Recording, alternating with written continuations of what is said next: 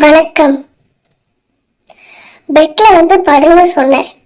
உன்னை கல்யாணம் பண்ணிட்டு வந்தது கட்டில பூஜை பண்றதுக்கு தான். தனக்கு முன்னால் கண்ணீரோடு நின்று கொண்டிருந்த பானுவை கணவன் என்கிற அதிகாரத்தை வைத்துக் கொண்டு அதட்டி கொண்டிருந்தான் வெற்றி. என்றுதான் அவளுக்கு அவசரமாக தாலி கட்டி அதே அவசரத்தோடு தன் வீட்டிற்கு அழைத்து வந்திருக்கிறான்.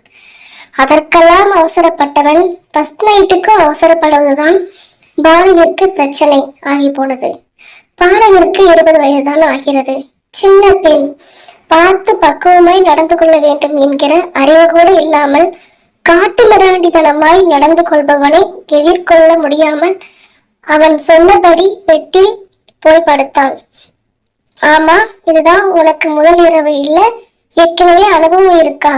அவளின் இந்த கேள்வியால் அவள் மனம் புழுவாய் துடித்தது. எப்படிப்பட்ட வார்த்தையை வாய் கூசாமல் கேட்டுவிட்டாள். அவளால் பதில் கூட சொல்ல முடியாமல் அழ ஆரம்பித்தாள்.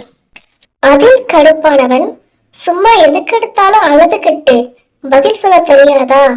இனி நான் கேள்வி கேட்டா உடனே பதில் சொல்லி பழகு, புரியுதா என கட்டளையிட்டான். அதற்கு பிறகு அவன் வேலையில் கண்ணும் கருத்துமானவன். அவள் வலிக்கிறது என்று கெஞ்சி கதறியும் கூட அவளை விட்டிருக்கவில்லை. அவளை முழுவதுமாய் அனுபவித்து முடித்த பிறகு தான் விலகி படுத்தான். அவளுக்கு முதுகு காட்டி படுத்திருந்தான். இத மனசுல வச்சுக்கிட்டு மத்த நேரத்துல ஓவர் அட்வான்டேஜ் எடுத்துக்க நினைச்சு அசிங்கப்பட்டுருவன் என மனசாட்சியே இல்லாமல் பேசிவிட்டு தூங்கியும் போனான். அதுவரை உடல் அளவு ரணப்பட்டிருந்த பானு அவனின் இந்த வார்த்தைகளால் மனம் நொந்து போனாள். கணவன் என்கிற உரிமையில் தானே அவள் மறுத்தும் கூட அவள் உடலை அனுபவித்து இளைப்பாற கொண்டிருக்கிறான். அப்படி இருக்க மனைவி என்கிற உரிமையை அவள் மட்டும் எடுத்துக்கொள்ள கூடாது என்று கூறுகிறானே, இந்த உறவுக்கு என்னதான் பெயர்? இப்படியாய் அவளுக்குள் 1000 கேள்விகள் மொய்த்துக் கொண்டிருந்தது. அதே நேரம் அவனுக்குள் ஒரு முறை பண்ண குழந்தை உண்டாகுமா, ஒருவேளை உண்டாகாம போயிட்டா என்கிற கேள்வி எழுந்தது. எதுக்கும் இன்னொரு ட்ரை பண்ணிடுவோம் என்கிற நினைப்பில் திரும்பி படுத்தான். அவள் அதே கோலத்தில் இருந்ததால் அவளை எழுப்பும் தேவை கூட அவனுக்கு இல்லாமல் போனது. அவள் அனுமதியின்றி அவளை மீண்டும் அனுபவித்து முடித்தான். அந்த நிம்மதியில் அவளை பார்த்தவன், அடுத்த மாசமே நீ கன்சீவ் ஆகி இருக்கணும், இல்ல என்ன பண்ணுவனே எனக்கே தெரியாது என மிரட்டி விட்டு பழையபடி தூங்கி போனான்.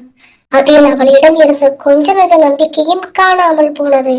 அவள் வழியை கூட பொருட்படுத்தாமல் அனுபவித்தவன் அவளுக்கு வார்னிங் வேற கொடுத்திருக்கிறானே, இதை எந்த பெண்ணால் தாங்கிக் கொள்ள முடியும்? அவள் கூட தெம்பில்லாமல் விட்டதை பார்த்தபடி படுத்திருந்தவள், இனி இதுதான் என்னோட வாழ்க்கையா? தினமும் இந்த நரகத்துலதான் நான் வாழ்ந்தாகணுமா? இன்னைக்கு ஏற்பட்ட வழியே என்னால தாங்கிக்க முடியலையே. தினம் தினம் இந்த வழியை எப்படி தாங்குவேன்? கடவுளே, எனக்கு எதுக்காக இப்படி ஒரு நிலைமை கொடுத்த என துடித்து கொண்டிருந்தான். அடுத்த நாள் விடியற் காலையில் ஜன்னல் வழியாக சூரிய ஒளி அறைக்குள் மெதுவாக பரவியது. ஆனால் அந்த வெளிச்சம் பானுவின் மன இருளை அகற்றவில்லை. இரவு முழுவதும் கண் மூடாமல் கிடந்ததால் அவனது கண்கள் சிவந்திருந்தன. உடல் வலியை விட மன ஒளி அதிகமாக இருந்தது. கதவு திறக்கும் சத்தம் கேட்டதும் அவன் திடுக்கிட்டான். வெற்றி எந்த உணர்ச்சியும் இல்லாத முகத்துடன், கீழே வா, எல்லோரும் காத்திருக்காங்க என்று மட்டும் சொல்லிவிட்டு திரும்பி சென்றான். ஒரு களம் அவனை பார்த்தாள். நேற்றிரவு அவளை அளவைத்த அதே மனிதன் இன்று எதுவுமே நடக்காது போல் நடந்து கொள்கிறான். மெதுவாக கீழே இறங்கிய பானுவை வீட்டில் இருந்தவர்கள் சிரித்த முகத்துடன் வரவேற்றனர். ஆனால் அவளது சோர்வான முகத்தை பார்த்த வெற்றியின் பாட்டி மட்டும் கவனித்தார். என்னம்மா, உடம்பு சரியில்லையா என்று அன்பாக கேட்டார். அந்த ஒரு கேள்வியிலேயே பானுவின் கண்களில் மீண்டும் கண்ணீர் வழி தொடங்கியது. ஆனால் அங்கேயே அழ முடியாமல் ஒண்ணுமில்ல பாட்டி என்று சிரிக்க முயன்றான். அதை வெற்றி கவனித்தான். அவன் கூர்மையான பார்வை அவளை நோக்கி நடிச்சு காட்டாத என்று மெல்ல உதடுகளை மட்டும் அசைத்தது. அந்த மிரட்டல் பானுவின் இதயத்தை மீண்டும் பதற வைத்தது. அதே நேரத்தில் வெற்றியின் தாய் லட்சுமிக்கு மகனின் நடத்தை பல நாட்களாகவே சந்தேகமாக இருந்தது. திருமணத்தை ஏன் இவ்வளவு அவசரப்படுத்தினான்? ஏன் பெண்ணின் வீட்டாரை கூட சரியாக கலந்து பேச விடவில்லை? அதிலும் 1 வருடத்திற்குள் பேரன் வேண்டும் என்று மீண்டும் மீண்டும் சொல்லிக் கொண்டிருப்பதன் காரணம் என்ன? அந்த கேள்விகள் எல்லாம் அவள் மனதில் சுற்றி கொண்டே இருந்தன. மதியம் வெற்றி தனது அறைக்குள் சென்று அலமாரியை திறந்தான். அதில் ஒரு பழைய கோப்பு இருந்தது. அதை எடுத்து பார்த்தவன் முகத்தில் ஒருவித பதற்றமும் தெரிந்தது. அந்த கோப்பில் இருந்த மருத்துவ அறிக்கையில் ஒரு வரி அவன் கண்களில் பட்டது. இயற்கையாக குழந்தை பெறும் வாய்ப்பு குறைவு, உடனடியாக சிகிச்சை தேவை. அந்த அறிக்கையை யாரிடமும் சொல்லாமல் மறைத்து வைத்திருந்தான் வெற்றி. எப்படியாவது எனக்கு குழந்தை வேண்டும், அதுக்காகத்தான் இந்த அவசர கல்யாணம் என்று தனக்கு தானே முணுமுணுத்தான். ஆனால் அந்த உண்மையை பானுவிடம் சொல்ல துணிவில்லை.